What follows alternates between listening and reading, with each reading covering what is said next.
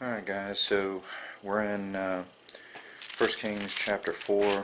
We just did one on 1 Kings chapter 2 and 3, and what had stood out with that was Solomon's heart for the Lord, and how because he sought after what God valued, God not only gave him that, but gave him more than that as well. So because he sought after wisdom to judge the people of Israel properly, then God not only gave him that wisdom, but gave him more than that as well. And it said back in chapter 3, and God said unto him, because thou hast asked this thing, and hast not asked for thyself long life, neither hast thou asked for riches for thyself, or hast thou asked for the life of thine enemies, or but hast asked for thyself understanding to discern judgment. Behold, I have done according to thy words. Lo, I have given thee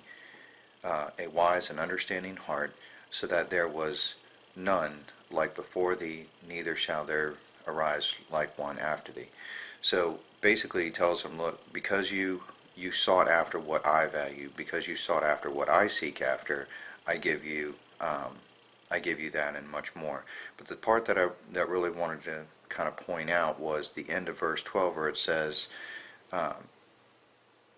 that he gives him an understanding, a wise and understanding heart, like there was never one before thee or after thee.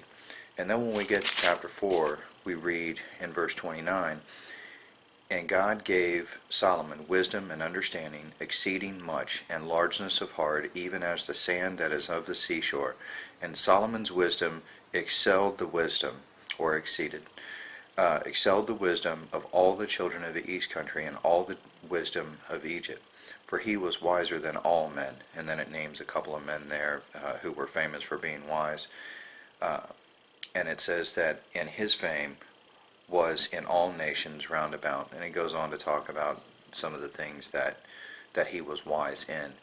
But the point that I wanted to focus on here in chapter 4 is that in chapter 3, God had made a promise to him. And in chapter 4, we see here the writer of 1 Kings basically stating that God fulfilled his promise. And the thing that we can take from this is that God is faithful, that what God promises to do, he will do. And as we see here, even going back to the Old Testament, God's character has never changed. It's always been the same. When God says he's going to do something, he's going to do it. And he did. And that was really just kind of the biggest thing that I kind of took from this chapter. So anyway, you guys look through chapter 4 and let me know what your thoughts are. God bless.